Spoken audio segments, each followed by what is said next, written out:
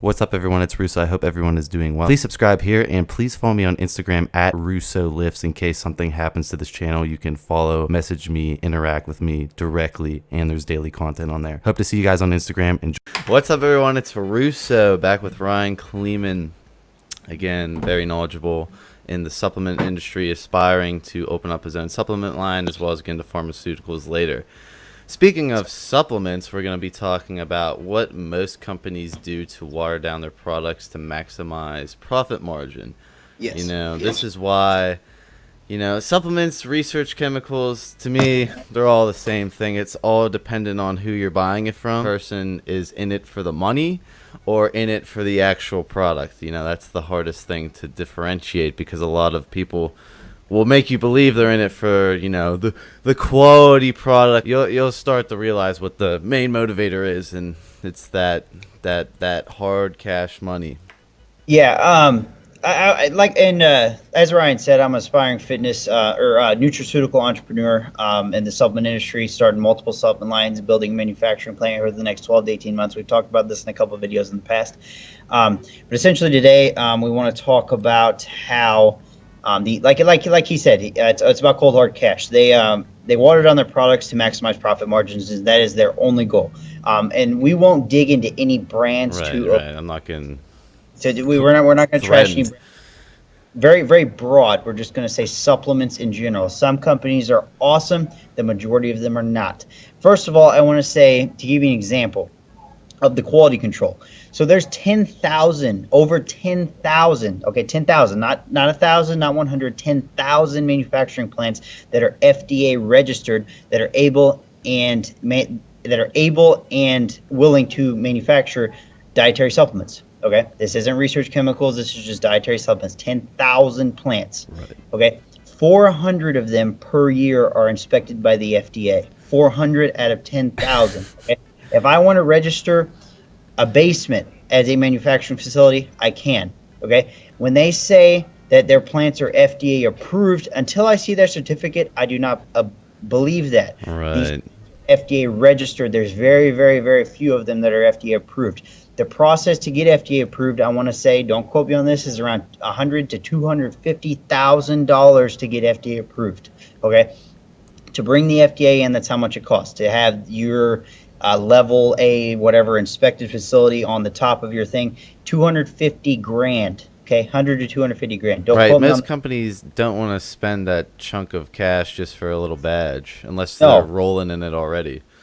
No, but the FDA is so underfunded in that aspect. Once again, we talked about this in another video in the past as well, that the FDA has a place, and I think in this case, that's where the FDA should probably inspect all of those facilities. Obviously, we don't live in a perfect world, so they can't, but the quality control of these manufacturing plants is horrible. Okay, I've heard a story, because I've toured manufacturing plants, multiple manufacturing plants. I've heard a story of one of the owners of the manufacturing plant kind of giving me an example of the quality control. He said that, just kind of give you a little story here, one of the places where this major big supplement company was being made, okay, major, his wife got mad at him, and she took a bunch of pictures of his plant.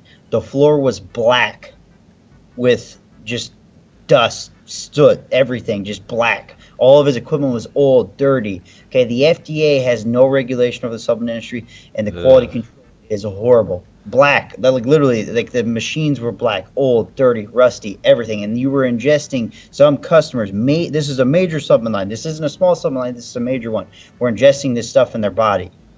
Kind of give you an example.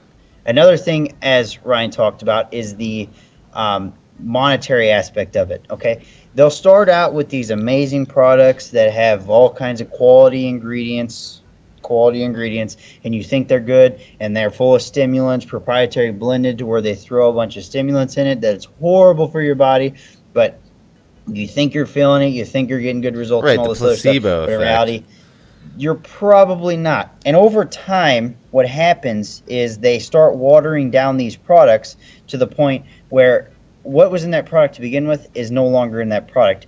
The proprietary blending of products is the worst thing that has ever happened to the supplement industry. Okay, the worst thing. And the reason why is because they can change that proprietary blend as much as they want. For example, they start out with this amazing product, okay? That's awesome. Everyone's buying it. But over time, they start switching it, okay? And they don't have to switch the label on the product. They just switch what's in the product. Right. Okay? They start watering it down to the point where it's not even the same product that it was. And I think another main contributor, again, with the greed is, when these products, when you get, like, let's say a successful pre-workout, you start off like Ryan saying, great dosages, everything's dosed correctly, they're basing it off of medical studies of what's the effective dose. Okay, your product starts to catch traction. You start getting a ton of sales. GNC approaches you saying, we see your success, we see what you're doing, we want to put you in all the GNC stores across the United States. But here's the thing. Your formula right now is not profitable because we're going to take a cut because we're going to distribute it nationwide. So we need you to tweak your formula so you guys make some money. And then that's where it just goes to shit. Yeah, pretty much. And essentially, a lot of companies do that, okay? They do not, once again, we talked about this in another video. These business people don't care about you, me, or anyone else. The only thing they care about is the profit margins. Okay, that's where you make your money, is your profit margins. For example, some of these companies, and I won't say names, okay? It's killing me not to say names. But just give an example of how much a product's made for, how much they sell it for. Yes, that's what I'm digging into, Ryan. But essentially, it kills me not to say names because I know what these raw ingredients cost and all this other stuff. But they're making products, pre-workouts, okay? Pre-workouts that work like amazing, okay? They're building these things for $3 and $4, $5, most $10, okay? That's the best one if it's got true raw ingredients in it that are the best quality on the market. We'll say, and $10 is pushing. There's probably not one out there for $10 now that I think of it. But $3 we'll say. And I know one product out there that a lot of you guys are taking that is made for $3 and they're selling it for upwards of 40, 50, 60 bucks. Okay, not necessarily 60, but 40 bucks. I know of one, and I won't say the name. It's killing me not to. And I know another one. They're building this stuff for about $1.50 to $2. They're selling it for 30 all day. Okay, $2 selling it for 30. Yeah, so they're 15 times in their money. That's a 1,500% profit margin. Okay, that is unheard of. Frankly, when you're manufacturing, okay, when you're manufacturing, you need big profit margins. Okay. Because you got to own the manufacturing plant, you got to own all the equipment, you got to own this, that, and the other. You got to hire employees. Obviously, from a business entrepreneur aspect, the whole point is to make money, okay? But do you really need to be making 1,500% on your money? I think that's wrong. Just me. No, and that proves that there's not a lot of quality ingredients in that at all. No. The sad thing is, and I won't dig into what I'm going to do with my supplement brand. We can talk about that down the line in another video a couple months from now, or whenever we want to do it. But essentially, the problem is a lot. And don't get me wrong, okay? Like a lot of these ingredients are made in places that you don't think they're made. Okay. Once again, the raw ingredient business is even more illicit than the actual nutraceutical business, okay?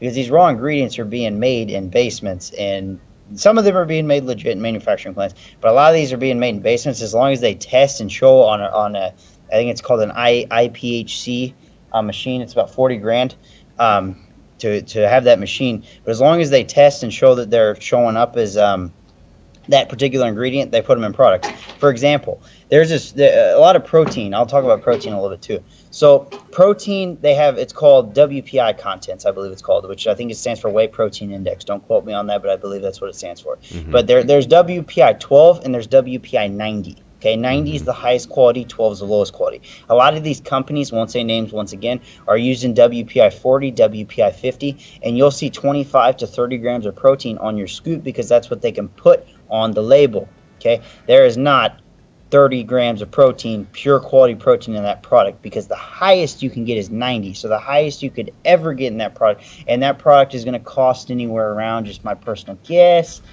WPI 90. So if you had 20, we'll say 20 grams of protein on your thing, that product's going to cost you about $15 to $20 to make. Okay, to make.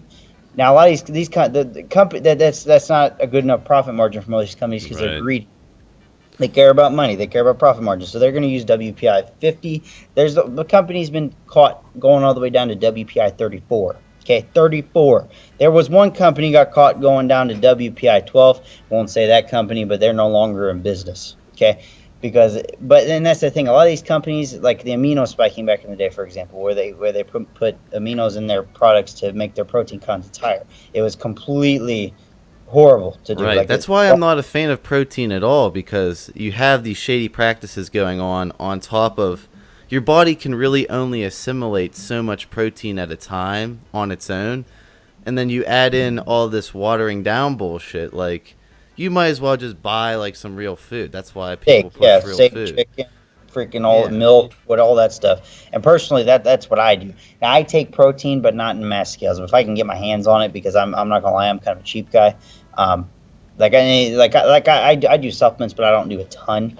Um, and I experiment with some stuff, but I don't do it at a mass scale, if that makes sense. So like I don't spend $100 on protein, okay? Hmm. Frankly, because I know what's in that protein 99% Yeah, of the time. you know what it's made for, so Yeah. that probably stops you from buying it Yeah, and anyways, unless you get a a good lot of these deal. supplements, like pre-workouts, not a huge, like I can look at a pre-workout, and if they're selling that for 40, like I can tell you, okay, they're making for this for around $3 or $4. Okay, it's completely pathetic. Some of these companies, and like we said, we won't say names. It's Yeah, killing me. you're exactly like me. Like when I go into the vitamin shop, people like, people used to be really pushy. They're trying to make their commission, Yeah, and they'll recommend me this product, and I'll literally turn over, read the ingredients, be like, okay, this is underdosed, this is underdosed, this is underdosed, this is yeah, underdosed.